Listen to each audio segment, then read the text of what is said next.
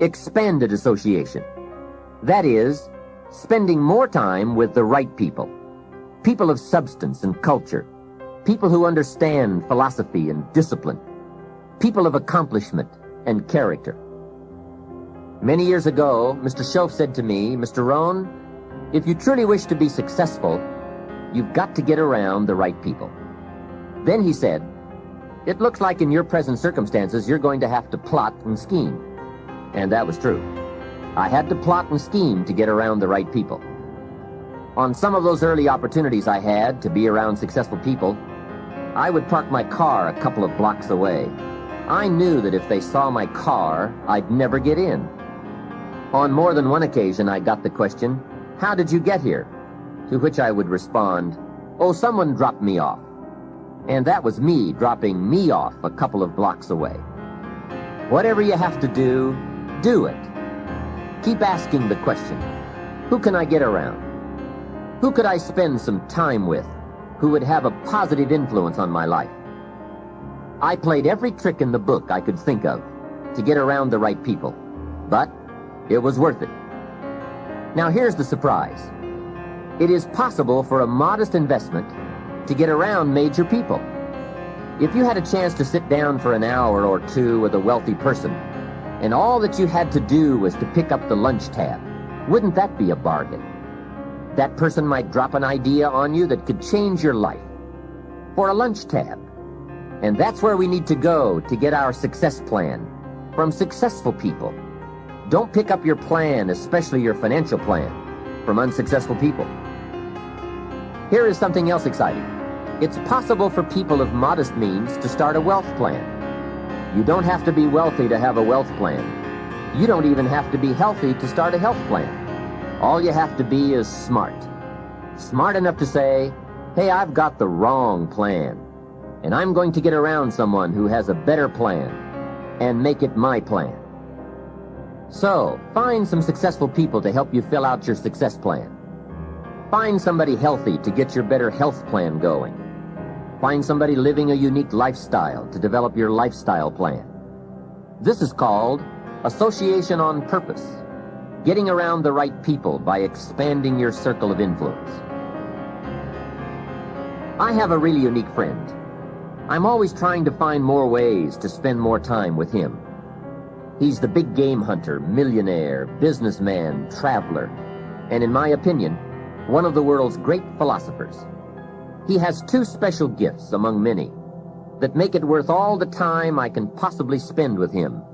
And those gifts are, one, the ability to absorb, the ability to soak up a day and all of its events. His memory is uncanny. I swear he remembers in detail almost every day of his life and every book he's read. I think it is more exciting for him to go to Spain and come back and tell you about it than it is to go yourself. And the reason is, when he's there, he doesn't miss anything. He picks up the sounds and the colors, the experiences and the happenings. He absorbs like a sponge the sights, the people, the whole scene. Then he has this second unique gift, the gift of expression.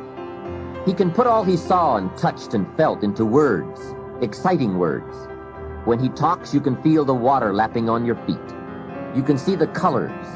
You can smell the aroma of the flowers and the food. What great gifts to absorb and to express. If I spend a day with him, I get my time's worth. He can put a year into a day's conversation. It leaves you spellbound. He can read a book and with flawless detail give you a capsule version. And more often than not, make it more exciting than if you read the book yourself. From Shakespeare to the Beatles, from Africa to Beverly Hills, he's got it, recorded it, and can express it with spirit and precision. You can imagine what a valuable association this is for me. From this association, I've multiplied my knowledge, my perception, my skills, my enterprise, and my lifestyle many times over. Here's another good question for you. Where do you go for your intellectual feast? Where do you go? Pity the man who has a favorite restaurant, but not a favorite thinker. He's picked out a favorite place to feed his body, but he doesn't have a favorite place to feed his mind.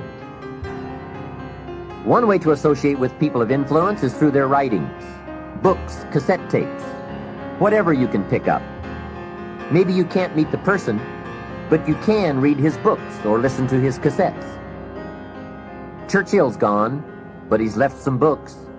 Aristotle's gone, but we still have his ideas. Search the catalog for cassettes and libraries for books. Search the magazines, search the documentaries. They are full of chances for association and intellectual feasting. But in addition to reading and listening, we also need a chance to do some talking and sharing.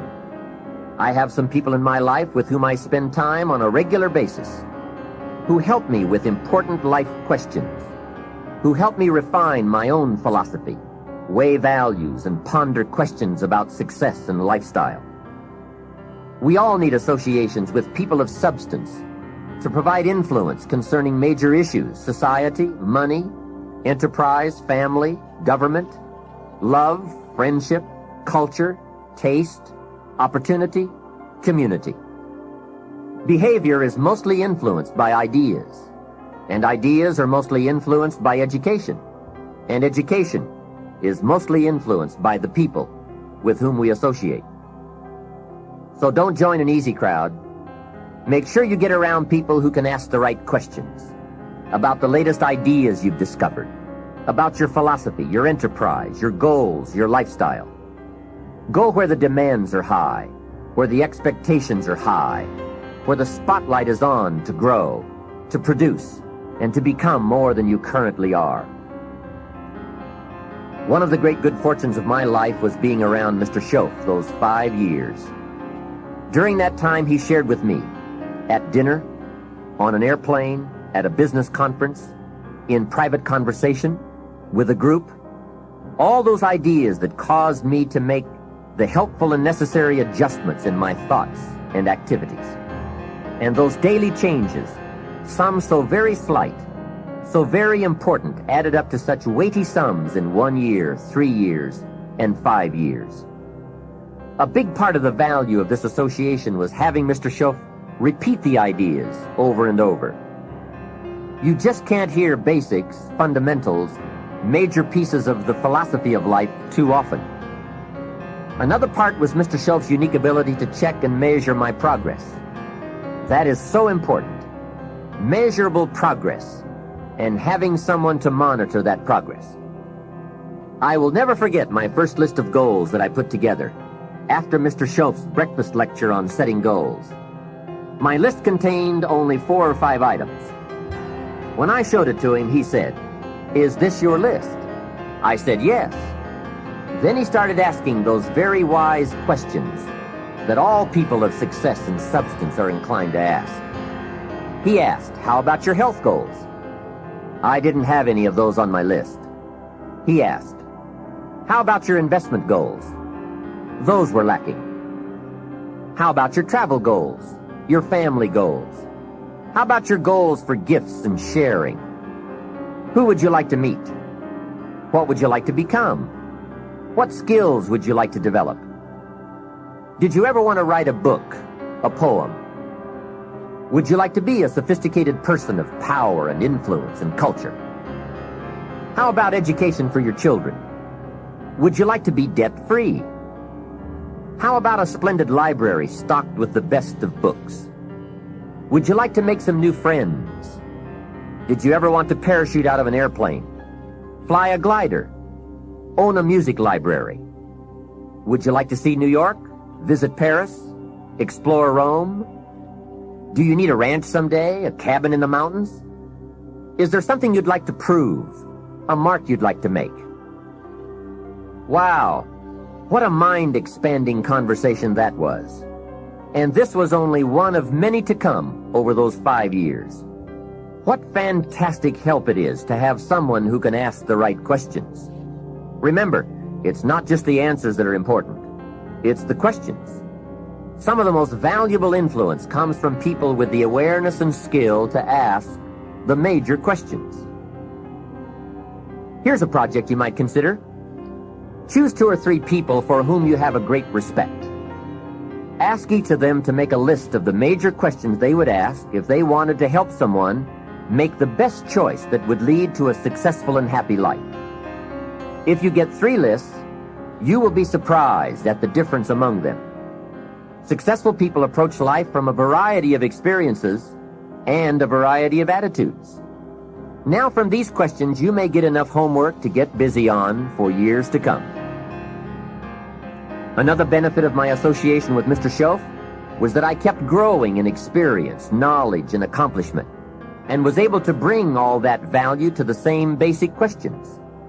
What a learning experience that was. Some of the early questions I had shrugged off, I now saw a growing importance they had. It was really my education that was changing, not the questions. It's like reading the Bible or listening to cassettes. When you have some added, measurable experience, you now bring to the reading and listening a new worth. You now listen and read at a new level. And the substance gleaned, the wisdom gathered from that new level can well be where your fortune and the best of your lifestyle can be developed. One more thought, and that is, strive to become the kind of person that people of quality and substance would want to be associated with. Become a person of skillful language, positive attitude, well-read and well-disciplined, a person of culture and intelligence. You will be uniquely rewarded by this reputation, drawing exciting people to you. Remember, to attract valuable people, you must be attractive. Association is truly one of the 7 fundamentals to your future wealth and happiness. It has such a major effect on how your life works out.